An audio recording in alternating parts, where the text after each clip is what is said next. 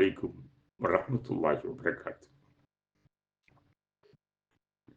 இறைவா, வித்துக்குள் நெடுமரத்தை வைத்தாய், அன்பு விளைகின்ற நிலமாக இதைய வைத்தாய், முத்துதரை சிப்பிக்குள் வைத்தாய், நெஞ்சில் முகிழ்த்து வரும் உறவை உணர்வில் வைத்தாய். இத்தனையும் அமைத்திட்ட இறைவா, எங்கள் இனிய தலைவா, தனித்தவனே, தன்னிகரத்தவனே, தனக்கு உமையில்லாதவனே, உனக்கே புகழெல்லாம். அகிலத்தின் அருட்கொடை, அழகிய முன்மாதிரி, வழிகாட்டுகின்ற மணிவிளக்கு, எங்கள் உயிருக்கு இனிய உத்தமர் அண்ணல் முஹம்மது ஸல்லல்லாஹு அலைஹி வஸல்லம் அவர்கள் மீது அவருடைய வாழ்க்கையை பின்பற்றி வாழ்கின்ற நன்மக்கள் நம்மவர் மீதும் அருள் புரிவாயாக.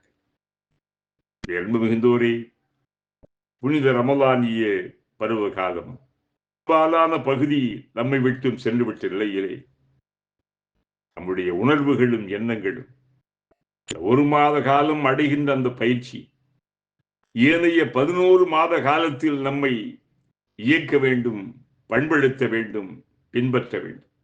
அந்த உணர்வுகள், அதற்குத்தான் இஸ்லாத்தை பொறுத்தவரை பிறர் நலன் பேணல், பிற நலன் மட்டுமல்ல மற்ற உயிர்களுக்குமான அந்த உணர்வுகளை இஸ்லாம் சொல்லி காட்டுகிறது. 23 ஆண்டு கால வாழ்க்கையினுடைய வழிகாட்டுதல் எல்லாம் பேசியிருக்கிறார்கள். எல்லாருடைய உரிமைக்காக வேண்டியும் குரல் கொடுத்திருக்கிறார்கள். அந்த உன்னதமான பெருந்தகையினுடைய வாழ்வியலை பார்க்கின்ற போது வியப்பாகவே இருக்கிறார்.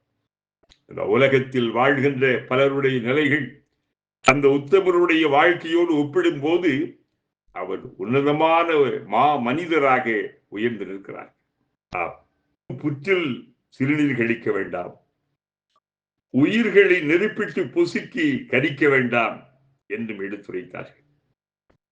அரபு நிலத்தின் அதிபர், ஆண்டவனின் திருத்தூதர், பெரும் பெரும் பொறுப்புகளை சுமந்து வந்த பேருண்மையாளர், சின்ன பறவை சிற்றெரும்பின் வாழ்விலும் கவனம் செலுத்தி அவற்றை காக்க ஆவண செய்கின்றார்கள் என்றால் அவர்களின் இதயத்தில் சுரந்த கருணையும் அன்புமே காரணங்கள்.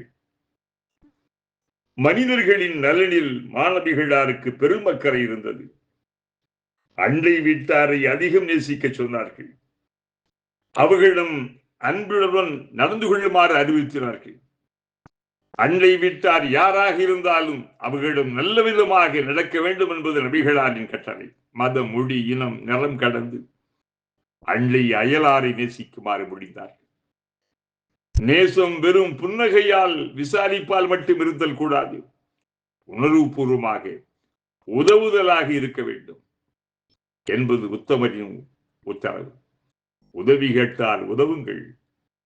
மனிதன் எப்போதுமே பிறரை சார்ந்திருப்பவன். சில வேளைகளில் எவ்வளவு பெரிய மனிதருக்கும் ஏதாவது தேவை ஏற்பட்டுவிடும். அப்போது உதவுவது அவசியம் என்றார்கள் அண்ணல் நபிகளார்.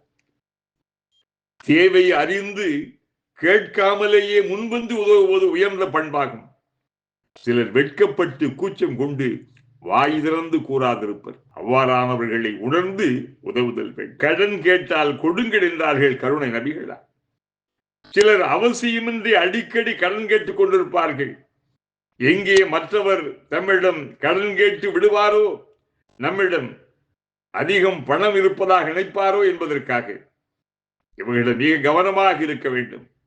ஆனால் உண்மையிலேயே சிரமப்படுகின்றவர்களுக்கு கடன் கொடுத்து உதவுவது மிகச்சிறந்த உதவியாகும். துன்ப வேளைகளில் நிவாரணம் அடியுங்கள். நோயிட்டால் நலம் சாரியுங்கள். அவர் மரணம் அடைந்தால் இறுதிச் சடங்குகளில் கலந்து கொள்ளுங்கள். இதுவும் இறை தூதரின் மனித உறவு மொழியாகும். துன்பம், சோதனை, துயரமான வேளைகளில் அண்டை வீட்டாருக்கு இயன்றளவு துணை இருக்க வேண்டும். ஆறுதல் கூறுவதோடு அவர்களது இழப்பை ஈடு செய்ய வேண்டும். அவர் நோய்வாய்ப்பட்டால் நலன் விசாரிப்பதோடு, அவர் வசதியற்றவராக இருந்தால் மருத்துவ செலவு செய்வதோடு நல்ல மருத்துவரையும் சிபார் செய்ய வேண்டும்.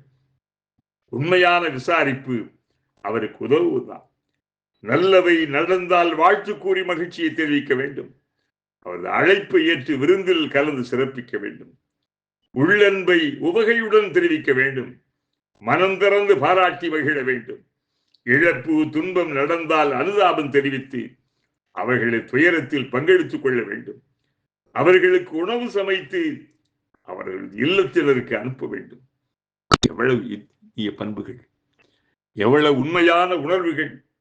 பக்கத்து வீட்டாருக்கு காற்று கிடைக்காதவாறு அவர்களின் அனுமதியின்றி சுவரை உயரமாக எழுப்பக்கூடாது. எவ்வகையிலும் அவர்களுக்கு தொல்லை இருந்துவிடக் கூடாது. இனியவர்களே, மனித நேயத்தையும் கருணையையும் சுரக்க செய்யும் கவின் மிகுந்த அமுத வழிகள் கருணை நபிகளால் அருளியவை. ஒவ்வொரு மனிதரும் உணர்ந்து ஏற்றால் மனித இனம் அமைதியில் தவழும், அன்பில் திளைக்கும், மிகு நாகரிக பண்பில் தேசம் நடைபோடும். இனிய பண்பாளர்களே, இஸ்லாம் கற்பிக்கின்ற இந்த உணர்வுகள் நமக்கு எந்நாளுமே நமக்கு உன்னத பண்புகளை தர வேண்டும். இறைவா, அகிலங்களின் அதிபதியே, அனைத்துலகின் இரட்சகனே, உன் மீது நாங்கள் நம்பிக்கை வைக்கின்றோம். உனக்காக நாங்கள் அடிபடுகின்றோம். எந்த ஒன்றாயினும் உன்னிடமே நாங்கள் கேட்போம். உன்னுடைய மார்க்க நெறியில் எங்கள் இடச்சாட்டுவாயாக. உன்னுடைய இறை மறையாகிய அருள்மறியல் குர்ஆனின் வெளிச்சத்திலும் அதற்கான விளக்கமாக அமைந்த அண்டல் நபிகள் முகமது ஸல்லல்லாஹு அலைஹி வஸல்லம் வாழ்வியலிலும் எங்களுக்கு வழிகாட்டலை நாங்கள் பின்பற்றுகின்ற வகையிலே இறைவா நீ அருள் புரிய வேண்டும். ஆம், தவறு செய்கின்றவர்கள், ஆம், மறந்து விடுகின்றவர்கள், இறைவா எங்களுடைய பலவீனமான இந்த காரணங்களால் எங்களை தண்டித்து விடாது, எங்களை பழிவாங்கி விடாது. பரந்த விரிந்த கருணையினாலே எங்கள் மீது அன்பு கொண்டு அருள் புரிவாயா. எங்களுக்கு நாங்களே அநீதம் இழைத்து விட்டோம், அவற்றிலிருந்து எங்களை பாதுகாப்பாயா. இறைவா, நீதான் அருளாலும், நீ அன்பாளும், அகிலத்தின் அதிபதி, உன்னை இல்லாமல் உலகத்தில் யாரும் எங்கும் இறைவன் இல்லை. பிரஹ்மத்திக யா அர்ஹமர் ராஹிமீன். வல்ஹம்துலில்லாஹி ரப்பில் ஆலமீன். அஸ்ஸலாமு அலைக்கும் வரஹ்மத்துல்லாஹி வபரகாத்துஹு.